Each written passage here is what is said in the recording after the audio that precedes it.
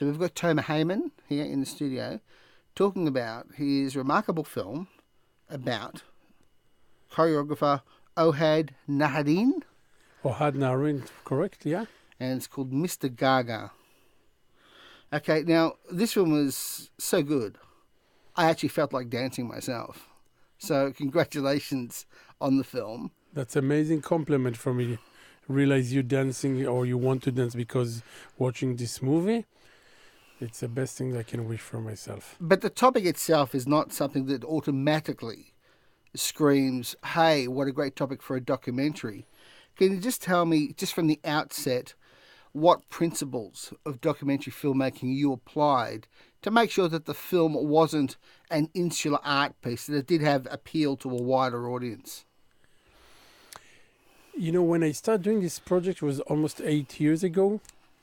I have one fantasy in my heart.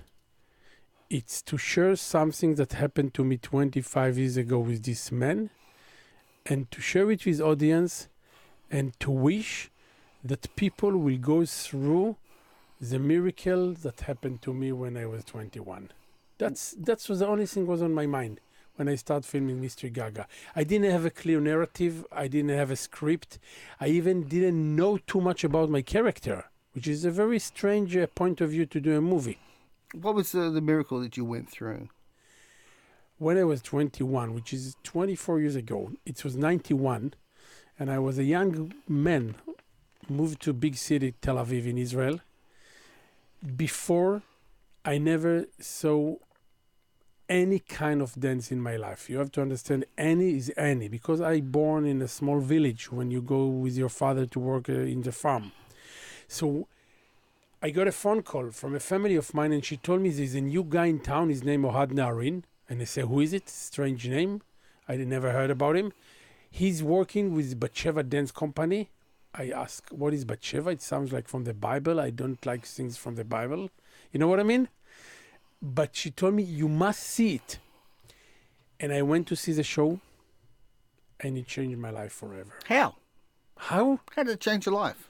How does watching a dance performance change your life?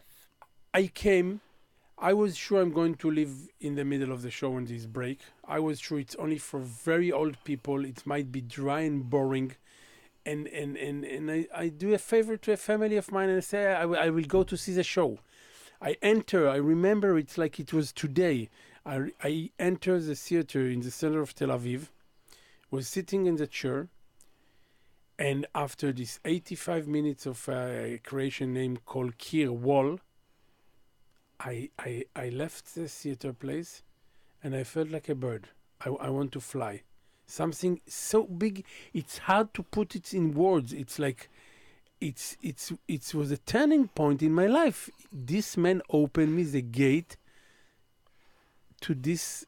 It's a love story for dance, Mr. Gaga.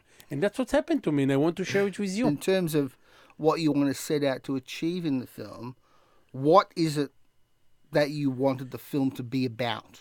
I think there's three elements or three layers that I want that it will people will go through. One is the biography of this man is quite amazing by a few things to talk about him. He started dancing when he was 22. You know, these days, and also when he was like many years ago, 22, no one started to dance and career when you are 22. Martha Graham, the legend of the modern dance in America in 70, she watched him once and she said, I want to take you to New York now. So she took this guy, and this guy that moved to New York told Martha Graham after 8 months, it's boring for me, it's not for me. I need to look for my language, to my style. So first of all, it's a message to young artists. Don't go through the mainstream. You know, it's not about money. It's not about connection. It's not about this. Be brave enough to say no to the big names. Look richer. So this is a very positive message. Second, information I discovered about Ohad Naharin, that when he was at the top of his career, he was dancing in creation named Tabula Rasa with Arvo Part music, and he fell down in the middle of the show, and the damage of his back was so badly, he immediately went to the hospital, and the best doctor in New York told him, listen, baby, Ohad Naharin, you will never move again. You will never walk again. Just be thankful if you can cross 2 meters from here to the other side and go to be a taxi driver if you want to earn money in your life. And you know what's happened? This guy went home, laid down on bed for 6 months, and every day he started to move. You know, we are in the radio, but you watch right. me now. You see my fingers. You're being filmed, don't worry. And do it into the camera. you know, he showed me. He was laid down and, wow, I can move the end of my finger. Wow, something about my neck. I discovered a new place that was dead. Wow, my leg. Slowly. And after 6 months, he went back to stage, and the dancer told me it was a miracle, and he danced much better before the injury. And that is the way he started to create his body language, Gaga, which now influence many dancers and many regular people like me and you can go to the studio and start to move with our body. And the third thing that the movie is talking about, you know, we have this very big love story to amazing female dancer that she was his wife, and she died when she was very young, when she was 50. In 3 months, she realized she had a cancer and she died. And the movie Mr. Gaga show you the ability to heal your life through dance. And this is a revolution.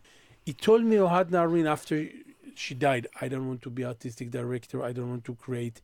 I just went home, and the only thing that my body allowed me to do is to dance. And through the dance, I went back to life. This is not enough to invite people to see the movie? Why was he reluctant to allow you in? At the beginning, it was very hard to convince. Ohad Naharin is full of complex, and he's not easy person at all. At the beginning, basically, he told me, Tomer, I don't want you to make the movie about me. And I asked him, but you're already 57, you are a very successful name, and I think it's must that someone will create a movie about you. And he told me something very interesting. He says, Tomer, listen to me. Good. The reason I'm against your movie is not because I'm against of you. I like your creation. I saw other movies of you. I appreciate your work. But you have to understand, the power of dance for me, the whole idea about dance is something about vanishing. Something about disappearing. You cannot hold it. You see the movement and it's gone.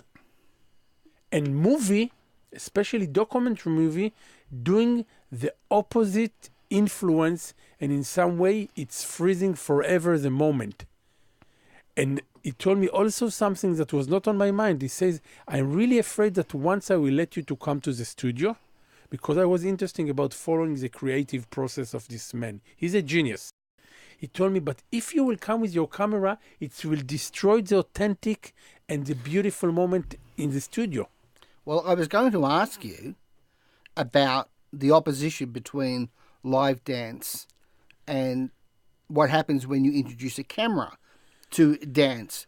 I was going to actually put to you that it's the other way around. Once you bring cameras to a dance performance, you are, of course, freezing the performance, but you are adding an aesthetic element to it, as Busby Berkeley did way back in the 30s. We've seen it a million times. Cameras can help enhance dance, make dance even more beautiful than it is when you see it on stage. So you had this conflict with him about the presence of cameras. I have conflict with him, but more than it, I have a kind of a conflict with my cameraman. Because I told to my cameraman, look, we need to offer to our audience that one day will come to pay for tickets to see Mr. Gaga at cinemas, something else than the show itself. Because then go to see the dance piece. Why you need to see a movie?